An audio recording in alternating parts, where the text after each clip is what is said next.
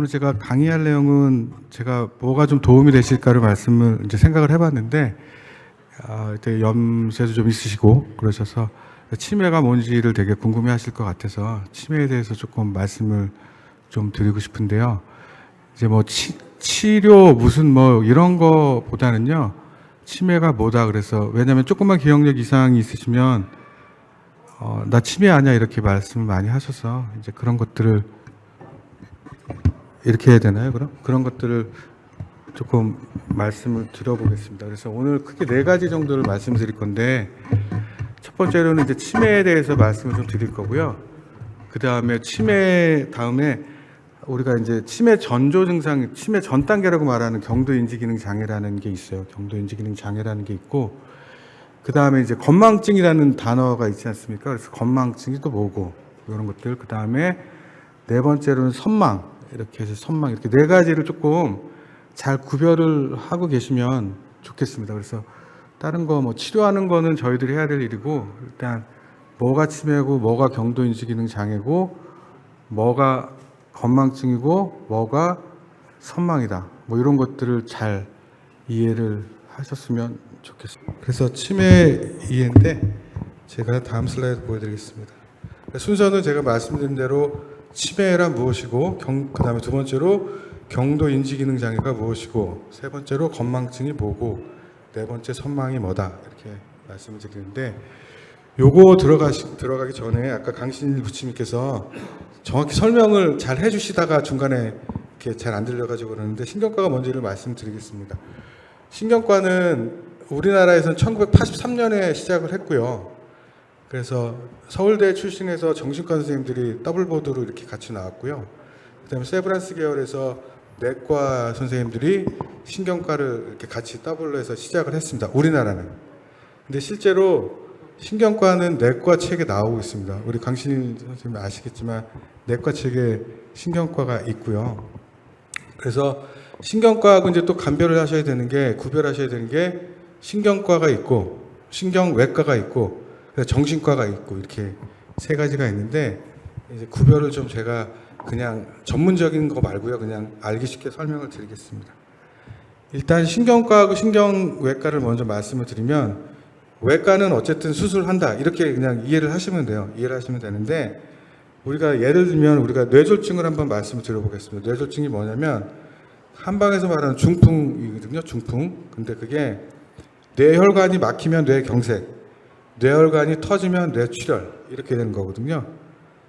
근데 2가지가, 거기가 막히거나 터지거나 그래도 어차피 그쪽 뇌가 죽기 때문에 증상은 똑같은 증상이 나타날 수가 있어요. 거의 중요한 증상.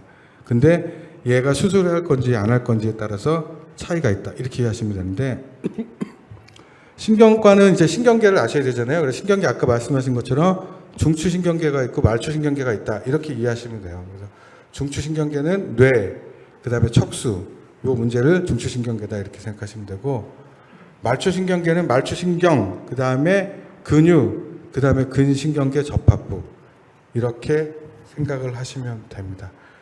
그래서 신경과나 신경외과는 어떤 증상이 생겼는데 우리가 검사를 했어요. 객관적으로 머리 사진을 찍든 척수 사진을 찍든 아니면 다른 검사를 해서 이게 문제가 있으셔서 이런 증상이 생깁니다라고 객관적으로 확인할 수 있는 게 신경과나 신경외과다.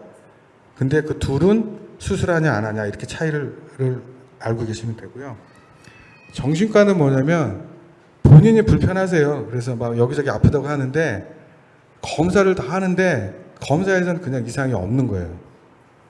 그리고 우리가 이제 신경과나 신경외과에서는 신경학적 검사라는 걸 하는데 그게 맞지가 않아요. 그러니까 어떤 증상이, 어떤 곳에 문제가 있으면 어떤 증상들이 이렇게 생기고 어떤 우리가 신경학적 검사를 했을 때 나와야 되는데 그게 맞지가 않고 본인은 불편하고, 근데 검사를 했을 때 정상이고, 객관적인 검사를 했을 때 그러면 정신과다, 이렇게 이해를 하시면 됩니다. 일단은. 그래서 신경과는 그런 게 신경과고요. 그래서 신경과는 치매만 있는 건 아니고요. 그러니까 우리가 신경계에 문제가 생기는 거 다 문제가 될 수 있는 거거든요. 그러니까 뭐 뇌경색, 그 다음에 두통도 그럴 수 있고, 그 다음에 어지러움증, 그 다음에 치매, 그 다음에 말초신경병, 뭐 근육병, 파킨슨병, 뭐 무지하게 많죠. 수면장애 뭐 이런 게 다 있는데 이제 그런 것들을 다 본다 이렇게 이해하시면 되고요. 오늘은 그래서 요 기억력 관련되는 거에 대해서 말씀을 드리겠습니다. 그래서 네 가지를 할 거고요. 이렇게 보시면 치매가 뭐냐면, 치매는 주로 노년기에 많이 생기며 우리나라에서 현재 심장병, 그 다음에 암, 그 다음 뇌졸중에 의해 이후로 네 번째로 이제 사인이 높은 거다.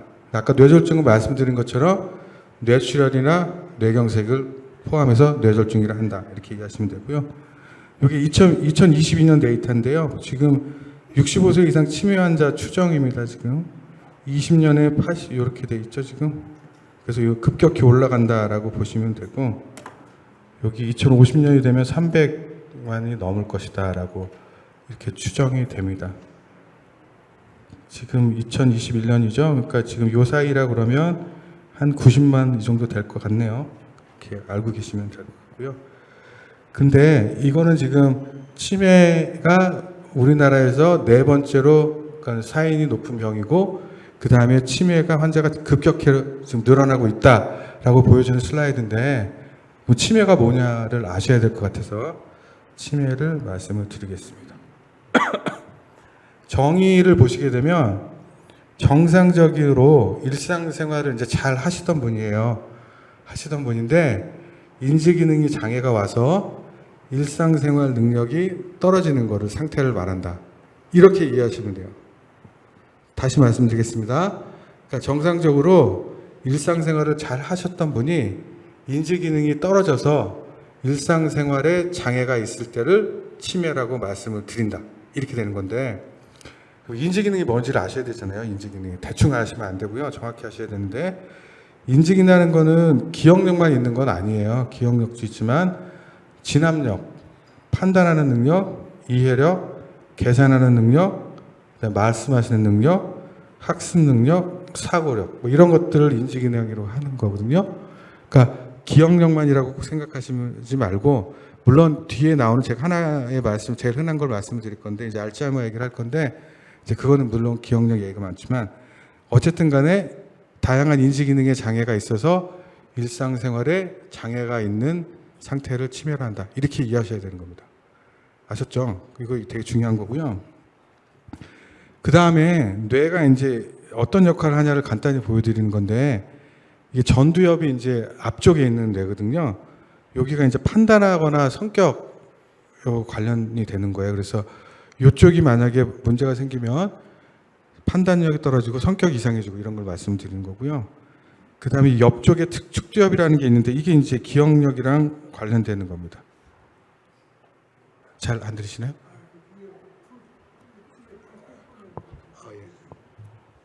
네, 그래서 기억력이랑 언어를 담당하는 게 이제 측두엽이 되는 거고요. 그다음에 후두엽이라는 게 이제 뒤에 이쪽이거든요. 여기가 시력과 시각이랑 관련이 되어 있는 거고, 그다음에 두정엽이 이제 이쪽인데, 이쪽에 보시면 이제 여기가 시공간, 계산 뭐 이런 능력을 담당을 한다. 이렇게 이해하시면 됩니다. 그래서 치매의 정의를 다시 한번 제가 강조를 드리면, 꼭 기억력만이 아니고요. 다양한 인지 기능의 장애가 있어서 일상생활에 장애가 있는 상태, 이렇게 이해하시면 돼요. 근데 이제 그러면 요거 치매가 이렇게 정의를 내린다라고 보면, 우리가 치매를 나눌 때 크게 두 가지로 나눌 수가 있습니다. 어떻게 보냐면 치료가 가능한 치매, 그 다음에 치료가 불가능한 치매, 뭐 이렇게 크게 나눌 수가 있어요.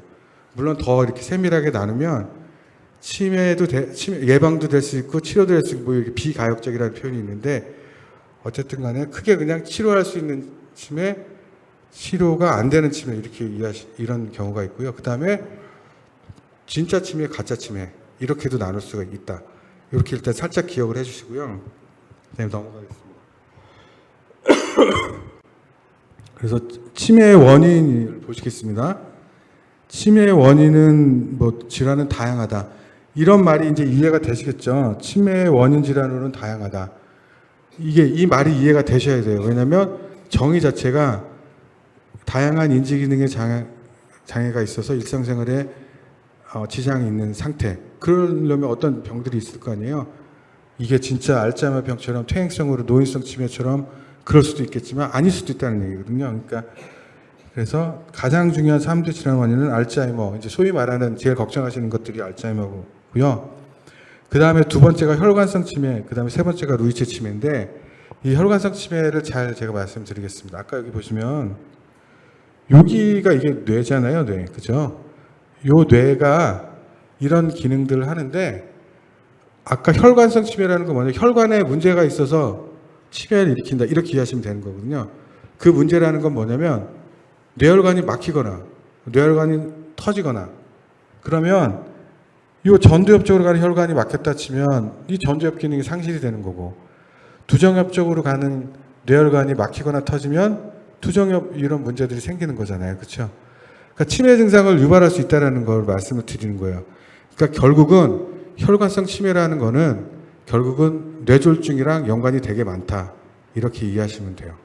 그래서 혈관성 치매 이제 뒤에 보면 치매의 무슨 예방 얘기가 쭉 나올 건데 예방할 때 되면 뭐 혈압 얘기 나오고 무슨 당뇨 얘기 나오고 뭐 이런 얘기 나오거든요. 담배 얘기 나오고 이런 얘기 나오는데 이 얘기들이 결국은 뇌졸중의 위험률이랑 거의 똑같다라고 보시면 돼요.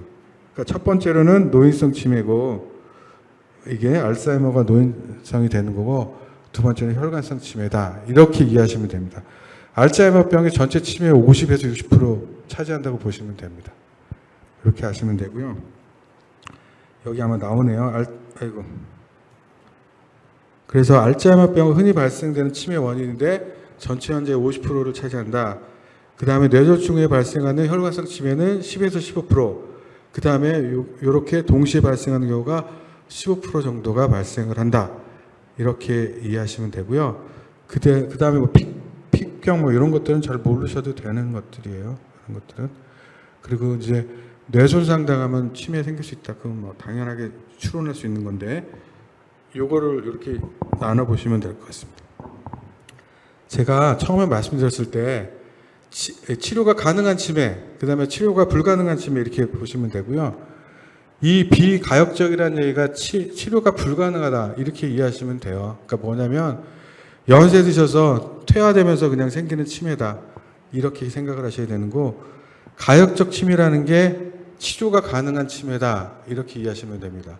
이게 오히려 더 중요하실 수도 있어요. 요 내용이 이거 왜 안 되죠? 요 가역적 치매라는 게 그래서 요 볼게요. 대사성 치매, 뇌종양, 뇌손상, 영양결핍에 의한 치매 이런 것들이 치매 증상을 유발할 수 있다 이렇게 이해하시면 되는데 요게 중요합니다. 갑상선 기능 저하증.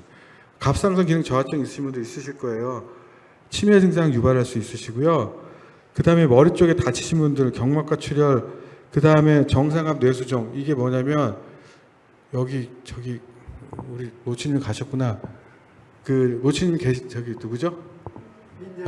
민재석 자매님이세요. 이게 정상압 수두증이라는 뇌수종이라는 게 이게 민재석 자매님이 갖고 계신 건데 이게 특징적인 게 뭐냐면 기억력도 떨어지면 걸음걸이도 이상하시고 그 다음에 소변에도 문제를 일으킨다. 이게 이제 정상압 수두증이고요.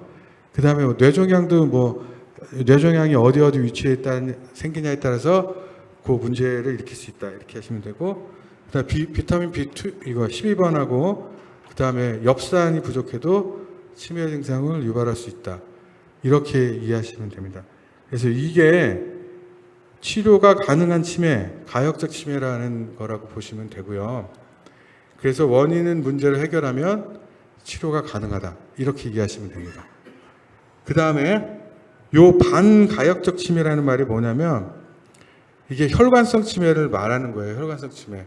뭐냐면 이게 딱 생겼어요. 생겼는데 이게 아까 말씀드린 것처럼 중풍이 원인이라고 제가 말씀드렸잖아요. 그러니까 이게 위험요인이 요거니까 한번 생기고 나서 치매 증상이 생겼는데 예방적으로 계속 요걸 관리하면 이게 이제 완전 치매는 아니지만 어느 정도 치매는 가능하다. 이런 의미로 반가역적 치매라는 얘기를 쓰는 겁니다.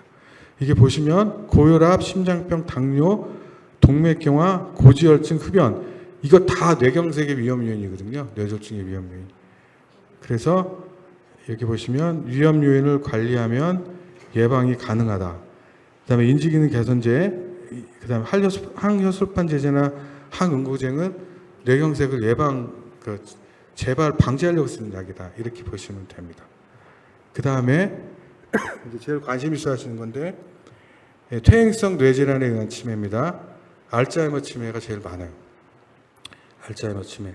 그다음에 전두축적 치매인데 알츠하이머 치매가 이제 기억력부터 서서히 망가진다. 이렇게 이해하시면 되고 이 전두축적 치매는 뭐냐면 아까 제가 얘기했잖아요. 여기 앞쪽이 계획하고 성격 뭐 이런 거랑 관여됐다고 그랬죠. 성격 난폭해지면서 이상해지는 게 이제 그거부터 시작하는 게 전두축적 치매다. 이렇게 하시면 됩니다. 그래서 주요 위험 요인이 고령일 때 가족력이 있는 경우는 5% 정도밖에 안 돼요. 사실은 가족력. 저항력이 더하고 우울증 있으시면 더하시고 여성이 더하시고 머리 다치는 적 있으면 더하고 흡연이 더하다. 그래서 초기에 진단을 받으면 인지기능 개선제를 통하여 질병의 진행을 지연한다가 합니다. 지연한다. 뒤에 얘기도 할 거예요. 그 다음에 중기 이후에 정신행동 증상에 대한 재증적 치료가 병행이다. 결국은 얘는 낫는 게 아니고요. 더디게 한다. 이런 개념이다라고 보시면 됩니다. 여기서 이제 할 거는 뭐냐면 이제 치매 위험 요인을 보시게 되면 음주가 2.2배고 흡연이 1.6배, 뇌손상이 2.4배, 우울증이 1.7배, 그다음 혈압 있는 사람, 당뇨 있는 사람, 비만 있는 사람, 운동 부족일 때 이 정도의 위험 요인이 있다라고 아시면 되겠습니다. 다 보시면 뇌졸중이랑 되게 비슷한 그 위험 요인이라고 거의 대부분 대동소이하고요. 요거가 궁금하셔서 요건 조금 자세히 하겠습니다. 알츠하이머 얘기를 좀 할게요. 이게 정의가 뭐냐면 뇌가 이렇게 있으면 뇌가 여기 요 겉으로 이렇게 피질이라는 게 있거든요. 이게 우리 상피세포 할 때처럼 이렇게 피부할 때 그 피부 요 피질이라고 있는데 그게 이제 점진적으로 퇴행이 돼서 생기는 겁니다. 퇴행이 돼서 기억력과 언어 기능의 장애를 초래할 뿐 아니라 이게 제일 먼저 생긴다는 얘기예요. 기억력이 판단력과 방향 감각이 상실되고 성격도 변화되어 결국 자신 스스로를 돌보는 능력이 상실되는 병이라고 정의가 돼 있습니다. 그래서 서두에서 말씀드린 것처럼 가장 흔한 원인이고 전체 치매 환자에서 50에서 60이다. 어느 데이터에서는 80이라고도 하지만 그리고 우리 국내 유병률에 대한 자세한 자료는 없지만 뭐 이렇게 아까 처음에 보여드렸죠. 그래서 점점 늘어나고 있다. 이렇게 하시면 되고요.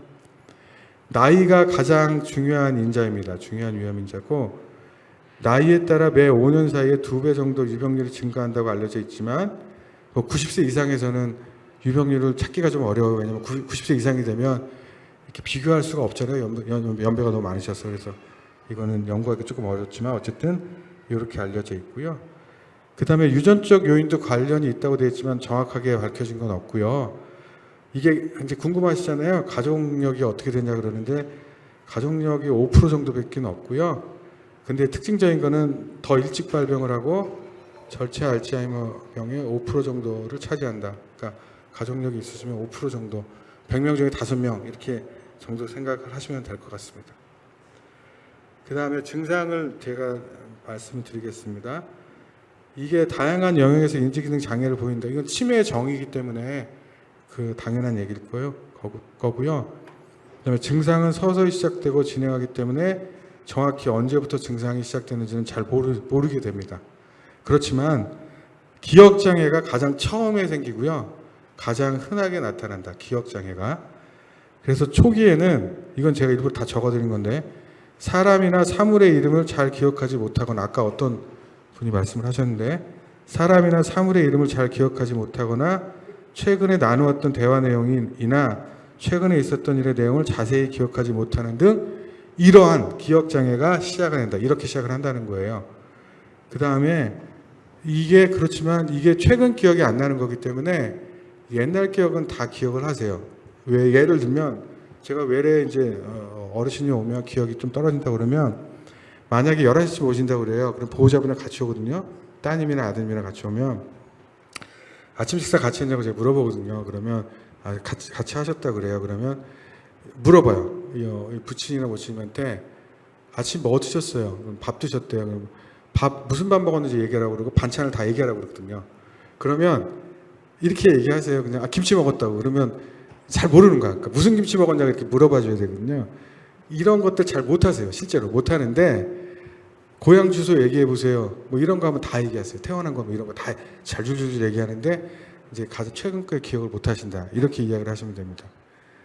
그래서 옛날 기억은 비교적 잘 유지된다고 이렇게 됐고요. 근데 이제 나중에 시간이 지나시면 옛날 기억도 못 하세요.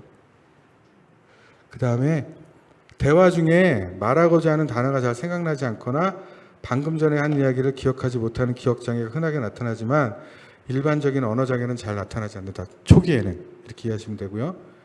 근데 병이 이제 진행해요. 진행하면 상대의 말을 잘 이해하지 못하고 말수가 좀 줄어들게 되고 그다음에 결국에 말을 전혀 못하는 상태까지 이를 수 있다. 이렇게 하시면 되고요. 이게 이제 기억 장애하고 언어 장애를 말씀을 드린 거고요.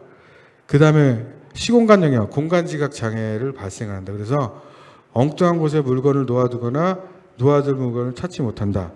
그다음에 잘 알던 길에서 길을 잃거나 오랫동안 살아온 집을 못 찾기도 한다. 복잡한 그림을 따라 그리지 못하고 운전도 할 수 없게 된다. 이런 게 발생을 한다. 이게 한 초기부터 이런다는 건 아니고요. 이제 언어하고 기억 장애가 시작하면서 이런 증상까지 동반이 되기 시작한다라는 걸 얘기를 하는 거고. 그 다음에 이제 심해지면 실인증까지 생각을 합니다. 뭐냐면 아들 얼굴 모르고 딸 얼굴 모르고 이제 이런 게 실인증인데 주로 중기 후기부터 나타난다.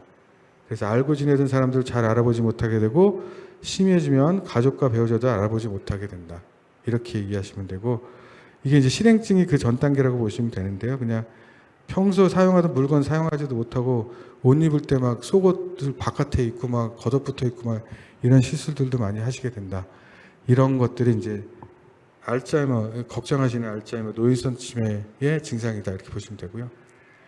그 다음에 아까 이제 제가 전두 축적 치매라는 게 있고 알츠하이머 치매라는 게 있는데 알츠하이머 치매는 이제 기억력부터 망가지기 시작해서 이런 증상이 생긴다. 전두엽 기능 장애가 온다고 말씀드렸고 그 다음에 전두 축적 치매는 이 증상부터 먼저 오고 더 심하다. 이렇게 이해하시면 돼요. 그러면 순서가 좀 이렇게 이해가 되실 거고요.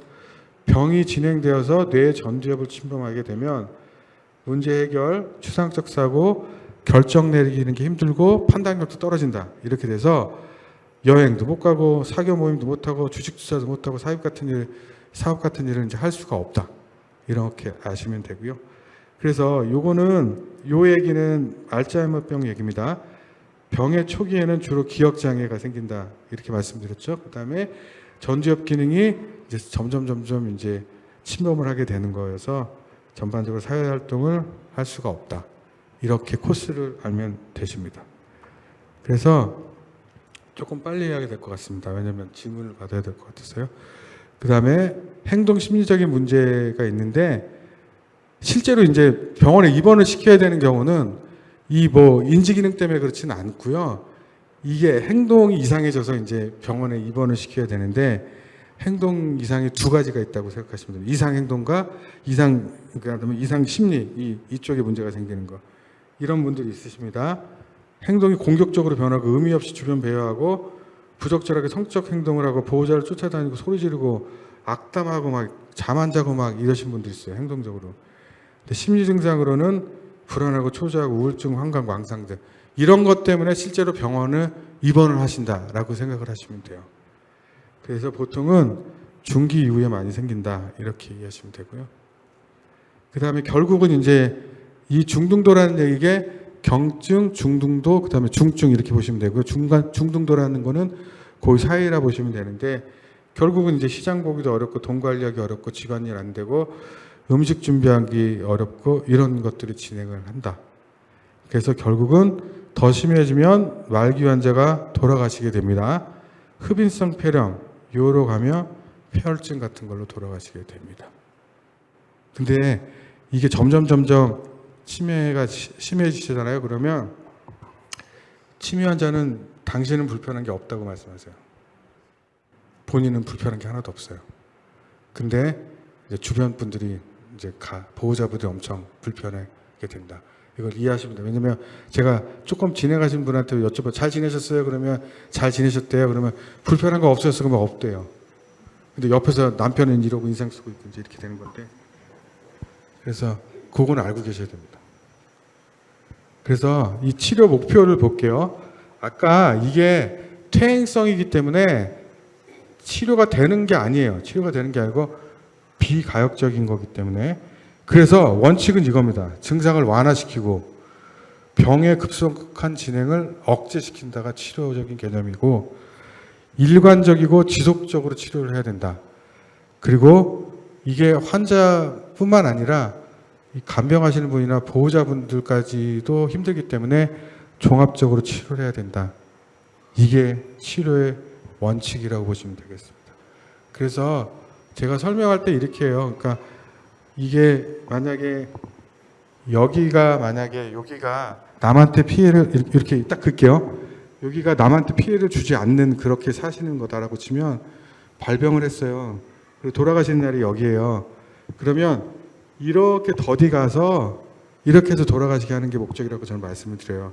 이거를 이렇게 하게 해서 정상으로 만든다는 게 아니고, 약을 안 드시면 이렇게 돼서 요 기간만큼 주변 사람들이 엄청 힘들어지니까 이렇게 만든다고 이렇게 설명을 하거든요. 알기 쉽게.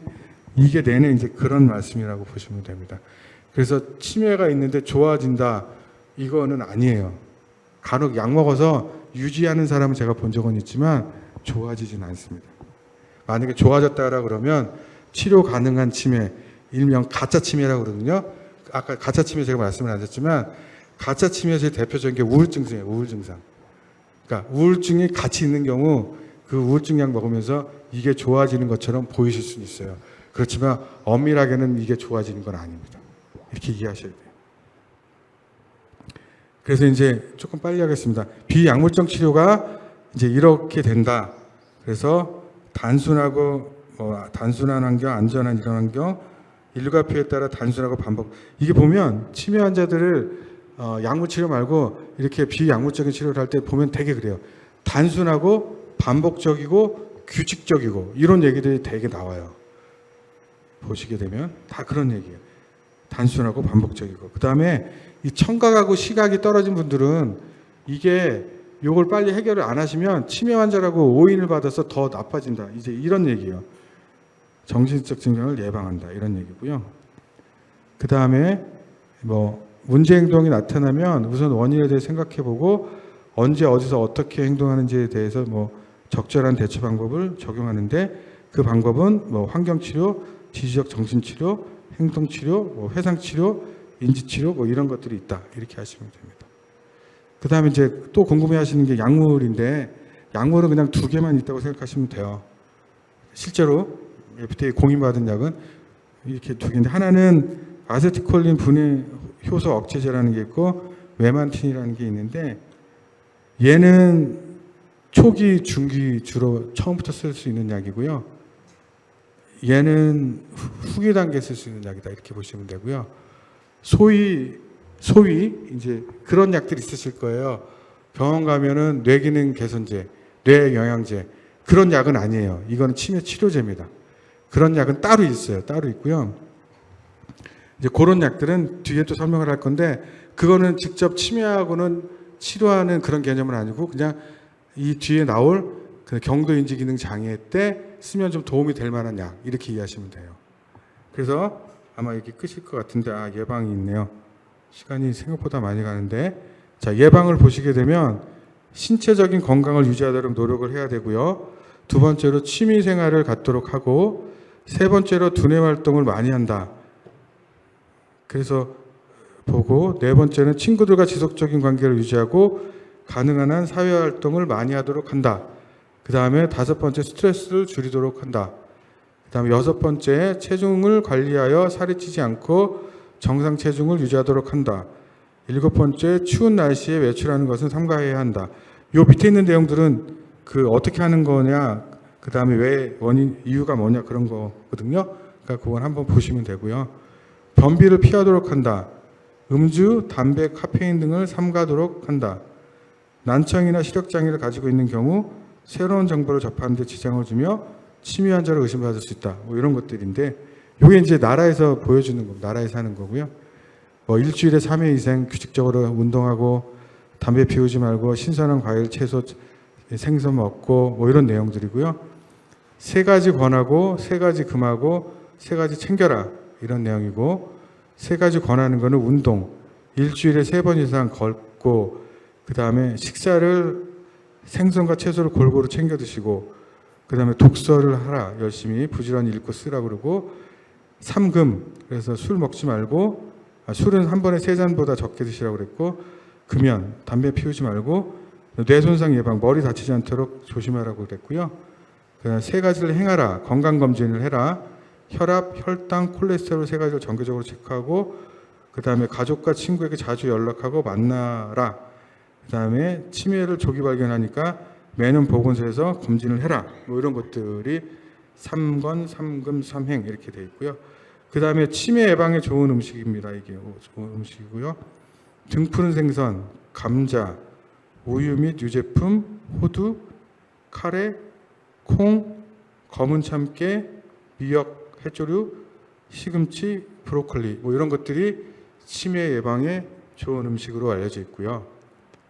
그래서 세대별 치매 예방 수칙인데 청년기는 넘어가겠습니다. 청년이 없으시니까요. 그냥 장년기를 보시게 되면 생활 습관에서 오는 병은 꾸준히 치료하세요. 생활 습관에서 오는 병은 동네 의원과 보건소를 통해 꾸준히 관리하는 것이 좋다 이렇게 돼 있고요. 그다음에 장년기에 우울증들이 좀 오기 때문에 우울증이 의심되면 주저하지 말고 병원에서 치료받는 것이 좋습니다. 아까 제가 말씀드렸잖아요.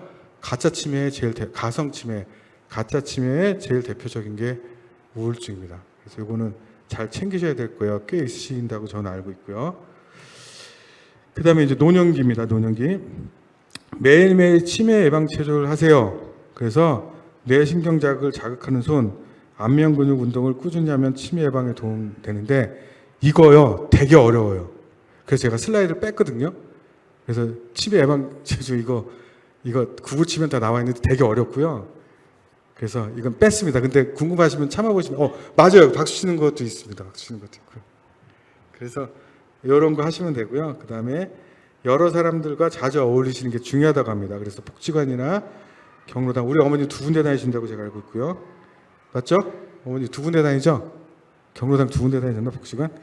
복지관 경로당에 가면 여러 사람들과 만나고 친구를 사귈 수 있습니다. 그 다음에 가까운 치매 안심센터에서 치매 조기 검진 이거 1년에 한 번씩 이제 하시면 좋다고 되어 있으니까 이렇게 하시면 됩니다. 이게 일단 알츠하이머 치매까지 거예요. 제가 알고. 자, 치매를 잠깐 정리를 해야 그다음 거 되게 금방 끝나는 거거든요.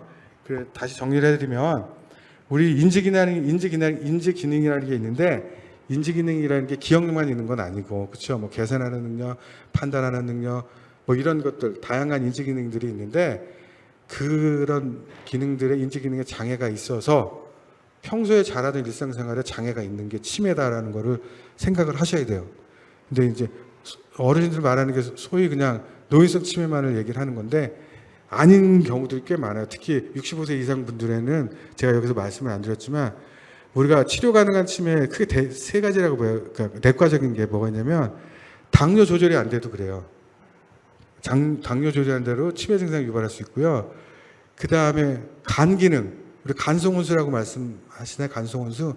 간 기능이 안 좋아서 치매 증상처럼 생길 수 있고, 그 다음에 콩팥 기능이 안 좋아요. 요독증 같은 게 있어서 그래서도 치매 증상을 유발할 수가 있습니다. 그래서 어르신들은 뭘 하셔야 되냐면 콩팥 기능, 그 다음에 간 기능, 당이 조절돼도 봐야 되고 내가 우울증이 있냐 없냐 잘 생각을 하셔야 돼요.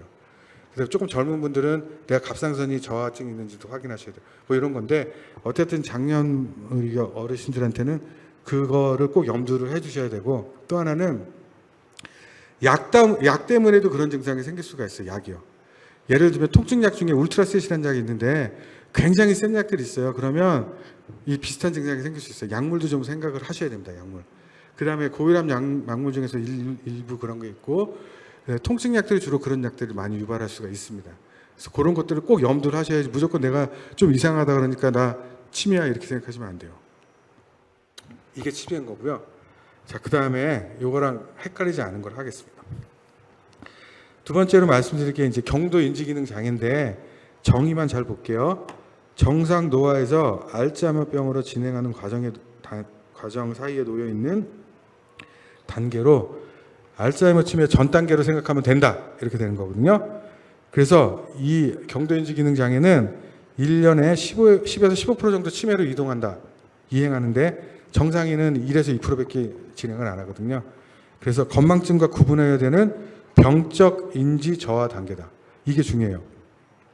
건망증 얘기가 나왔는데 건망증과 구분하여야 할 병적인 인지 저하다. 이 얘기 뭐냐면 문제를 일으킨다라는 거예요. 그죠? 병적이라는 게. 근데 이제 건망증은 병적인 의미가 아니라 순기능이 더 많은 거거든요. 이따가 설명드리겠습니다. 그래서 경도 인지 기능 장애 진단은 뭐냐면 5가지인데 요게 볼게요.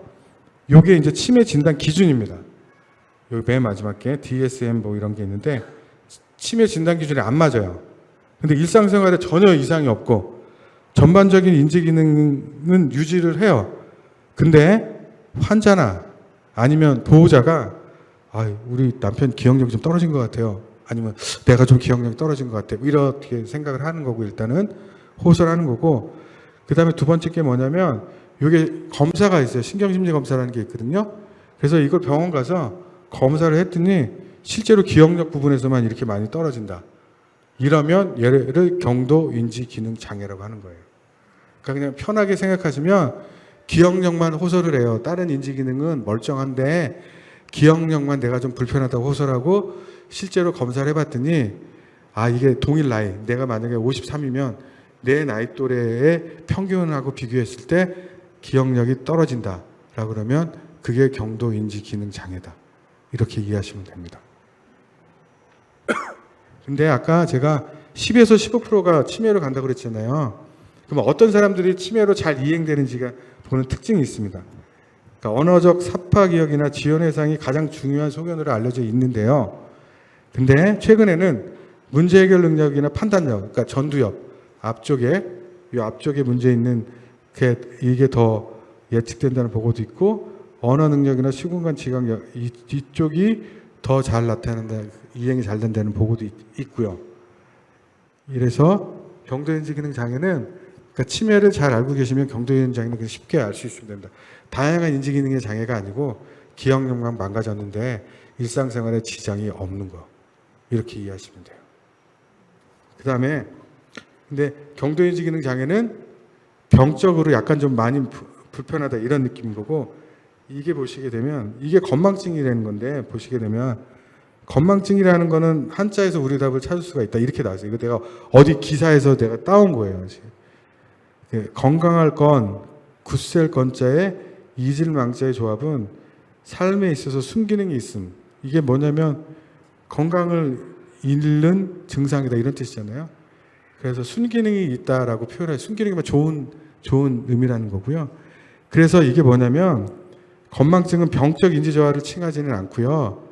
뇌가 새로운 정보를 등록하지 못하거나 저장된 정보를 꺼낼 여력이 없는 상태를 지칭한다 이렇게 하시면 되는데 쉽게 말하면 이거예요. 잠 못 자서 스트레스 많아서 과로해서 우울하거나 심란해서 뇌가 휴식을 취하지 못해서 건망증이 나타난다 이렇게 이해하시면 돼요. 이해하셨죠? 그러니까 무슨 얘기냐면 내가 뭔가 좀 기억력도 뭐 이런 거 갖고 뭔가 불편하고 그러면 이런 게 있냐는 거를 조금 확인을 하셔야 될 거예요. 이런 게.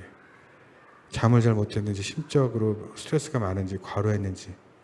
그 다음에 또 하나는 최근에는 이제 이게 인터넷이 잘 되니까 계속 정보를 많이 받잖아요. 그래서 과도한 수준의 외부 자극에 매몰되는 경우에도 생길 수가 있습니다. 이게 이제 건망증이니까 자, 그 다음 치매, 그 다음에 경도인지 기능 장애, 건망증은 이제 구별이 될 거고요. 그 다음에 이거는 이제 의사들도 많이 헷갈려 하는 건데, 이것도 많이 헷갈려 하세요. 뭐냐면 선망. 선망이 뭐냐면, 정의를 보시면, 일시적인 정신상태 혼란으로 병원에 입원한 지 10명 중 1명 이상이 경험을 한다. 갑자기 폭력적으로 변하거나, 헛것을 보거나, 앞뒤가 맞지 않는 말을 하기도 한다. 이게 선망인데 하나씩 볼게요. 수술을 받은 노인에게 비교적 흔한 증상인데 수술 후유증으로 골절, 외달 등으로 수술한 이후 뇌 산소 공급이 잘 되지 않아서 수면제, 진통제 등의 부작용 등으로 이게 보시게 되면 선망의 원인 질환 보면 뇌 질환, 뭐 약물, 뭐 이런 거 아까랑 보면 치매랑 좀 비슷해요. 보면 치매랑 약간 비슷하거든요, 지금. 그러면 증상은 감별이 잘 안 될 것 같아요, 그렇죠? 그런데 특징적인 게 있습니다. 이것도 보시게 되면 수면장애, 환시, 진압력, 공격적 행동, 사고작 이거 치매 환자에서 생길 수 있거든요. 그러니까 헷갈릴 수 있어요. 근데 이게 제일 중요한 겁니다.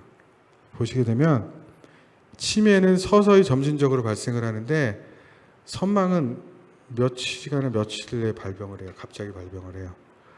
그 다음에 치매는 초기에는 의식 수준에 전혀 이상이 없지만 선망은 의식의 수준이 떨어집니다. 해롱해롱거리고 졸려하시고 뭐 이러거든요.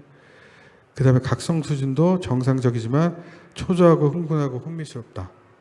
그 다음에 인지 기능 장애 유형은 이건 뭐 계속 진행할 거고요. 그 다음에 얘는 며칠에서 몇 주면 끝난다. 회복될 가능성은 치매는 점점 안 좋아질 거고요. 대부분은 정상적으로 회복된다. 이렇게 되는 거거든요. 그래서 오늘 제가 말씀드린 거는 치매, 그 다음에 경도 인지 기능 장애, 그 다음에 건망증, 그 다음에 선망. 이렇게 제가 말씀을 드린 거고요. 치료적인 것보다는 이 상태를 좀 잘 아시는 게, 이 개념을 잘 아셔야 되는 게 중요하다고 생각하고, 그 다음에 조금 자세히 했던 거는 이제 알츠하이머 치매병은 조금 이제 그런 식으로 발현을 하고 어떻게 치료해야 된다라는 거를 말씀을 드렸고요. 일단은 빨리 하려고 했는데 그래도 시간이 많이 됐습니다. 어쨌든 이걸로 마치고요. 질문을 받겠습니다. 이상입니다.